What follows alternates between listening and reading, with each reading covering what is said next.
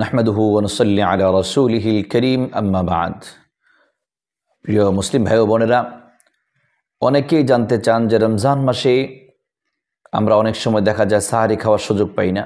তো এই সাহারি না খেলে রোজা হবে কিনা বা সাহারি না খেয়েও থাকতে পারবো কিনা। এক্ষেত্রে প্রথমত আমি হাদিস শোনাই আপনাদেরকে সাহারির বিষয়ে। বুখারী শরীফের 257 নম্বর পৃষ্ঠা 1884 নম্বর হাদিসের মধ্যে এসেছে, হযরত রাসূল করিম সাল্লাল্লাহু আলাইহি ওয়াসাল্লাম বলেন, তাসাহহারু ফাইন্না ফিস সাহুরি বারাকা। তোমরা সাহারি খাও, কারণ সাহারির মধ্যে বরকত নিহিত আছে। তো আমাদের শারীরিক বিভিন্ন রকম সমস্যা থাকতে পারে, বিভিন্ন কিছুই থাকতে পারে। তো রাসূলুল্লাহ সাল্লাল্লাহু আলাইহি ওয়াসাল্লাম যেখানে বলে দিয়েছেন সাহারির মধ্যে বরকত নিহিত আছে, তো আমাদের দায়িত্ব হলো সাহারি খাওয়ার অবশ্যই চেষ্টা করা। তো সাহারি আমরা যার যার সাধ্যমতো কিছু না কিছু অবশ্যই খাবো ইনশাল্লাহ, সুন্নতের আমলের উদ্দেশ্যে এবং বরকত হাসিলের উদ্দেশ্যে।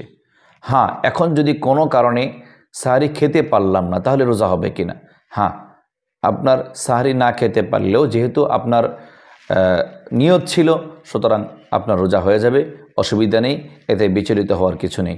আল্লাহ রাব্বুল আলামিন আমাদের সকলকে রমজান মাসে প্রতিদিন প্রত্যেকটা সুন্নতের উপরে আমল করার তৌফিক দান করুন এবং সাহারি খাওয়ার সুন্নত এটাও আদায় করা আল্লাহ পাক সহজ করে দিন। আমিন। ওয়া আখিরু দাওয়ানা আলহামদুলিল্লাহি রাব্বিল আলামিন।